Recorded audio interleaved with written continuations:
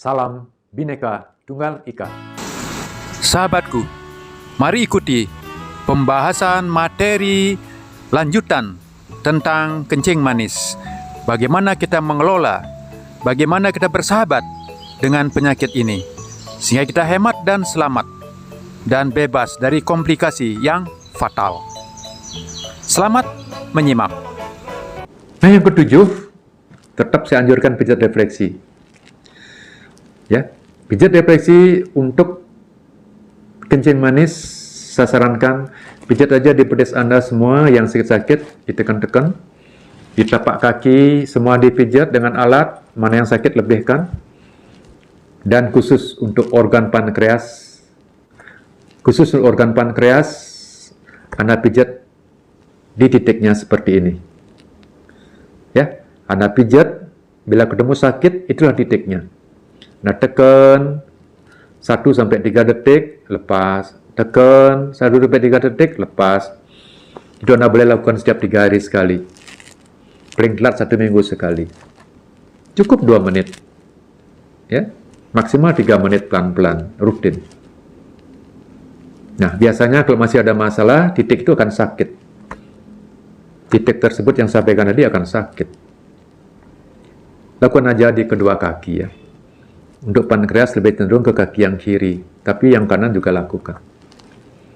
Ya, di tempat yang sama. Jadi yang sakit itu pertanda, itulah titiknya. Tepat, tinggal Anda lakukan pemijatan. Ya, 3 hari dulu, selanjutnya setiap minggu sekali cukup. Karena jangka panjang. Ya, mudah-mudahan dengan demikian pankreas Anda semakin sehat, sehingga lebih berfungsi. Itu harapan kita. Walaupun secara teori pankreas memang sulit dikembalikan, regenerasinya sulit. Tapi dengan pijat refleksi, lakukan saja. Apa salahnya? Ya. Tapi saya punya keyakinan pasti ada perbaikan. Untuk fungsi daripada pankreas. Yang bisa berfungsi untuk menghasilkan insulin, sehingga terjadilah perbaikan daripada kencing manis ini. Nah, tentu yang ke-8, tetap cukup istirahat. Sama dengan hipertensi, cukup istirahat. Dengan istirahat, Anda tak istirahat, jangan begadang-begadang yang tak perlu ya. Jadi yang penting istirahat, itu akan buat Anda lebih sehat secara umum, termasuk kencing manis. Nah, yang pertama itu tadi edukasi. Edukasi untuk kencing manis. Nah, yang kedua, Anda harus miliki alat. Nah, ini cara bersahabat yang kedua. Edukasi yang pertama, yang kedua, miliki alat. Alat untuk mengukur kadar gula darah. Seperti ini alatnya.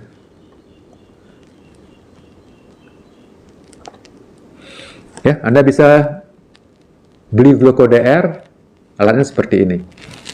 Ini alatnya seperti ini. Gampang sekali penggunaannya. Nanti Anda belajar penggunaannya, ya. Pada yang menjualnya atau pada petunjuknya itu gampang sekali. Jadi saya akan ceritakan sini cara penggunaannya, dan bisa tunjukkan inilah Anda beli. Anda lakukan pemeriksaan yang benar, jadi supaya darahnya menggembul dengan bagus, Anda ikuti petunjuknya, akan terjadi pemeriksaan yang akurat. Lakukan sesuai dengan petunjuk saya, kapan diperiksa, saat Anda keluhan atau 2 jam habis makan, bila ingin mengetahui kadar gula darah kita, mengevaluasinya. Ya, kan sudah saya sampaikan tadi di awal, ya. Kapan kita cek? Ya, ini salah satunya. Ada namanya GlucoDR.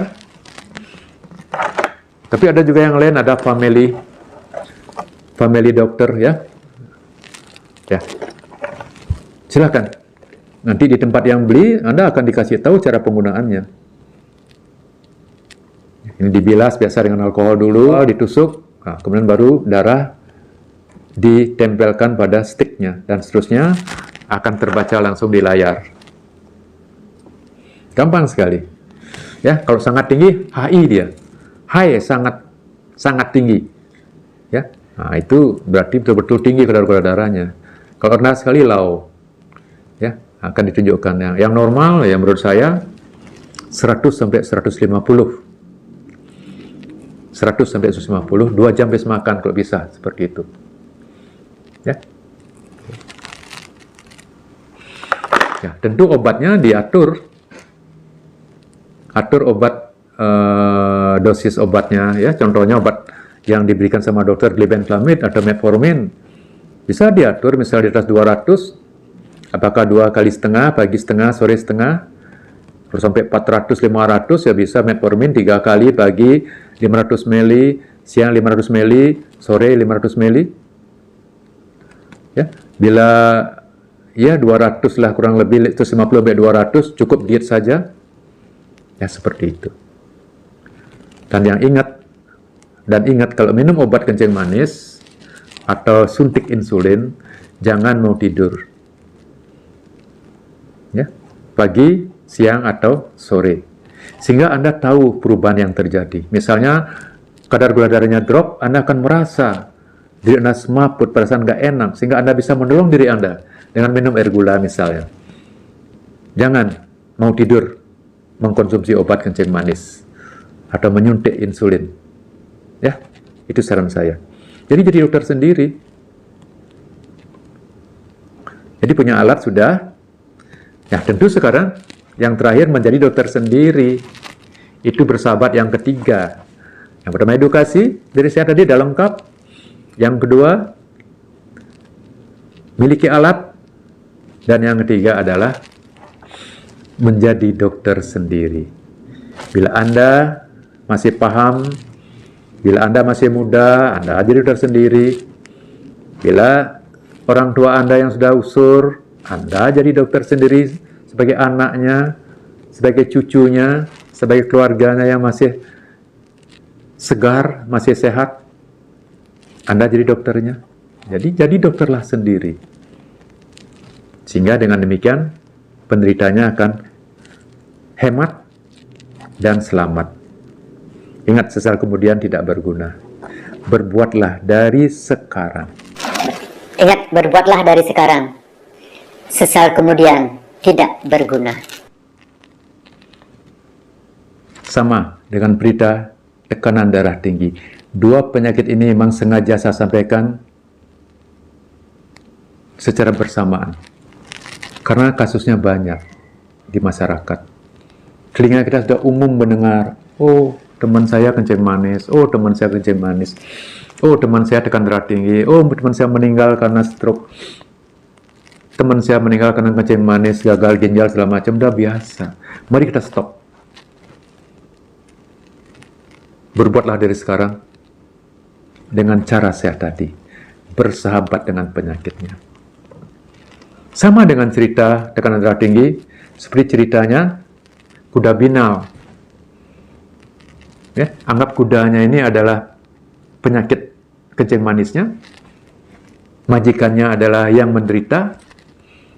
Kalau kuda itu sudah dielus-elus, dirawat, setiap hari dikasih makan, saraf psikologisnya bagus, sehingga kuda ini akan mengajak orang ini kemana saja dia pergi dengan selamat.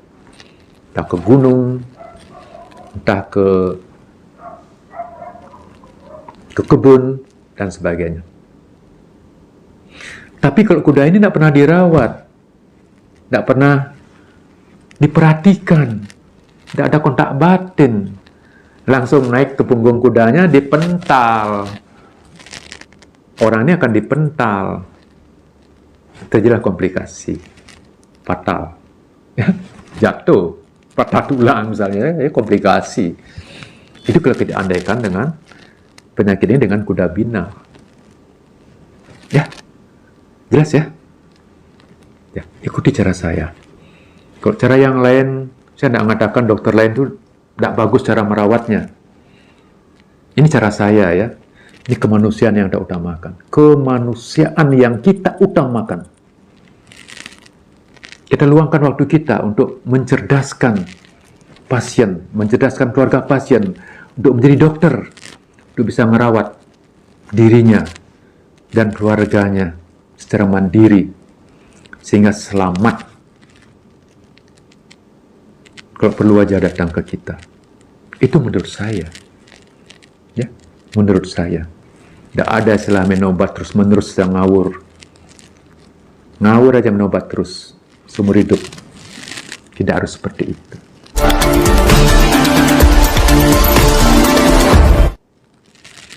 Baik sahabatku, terima kasih Anda sudah menyimak video saya sampai selesai, dan terima kasih bagi Anda yang sudah subscribe.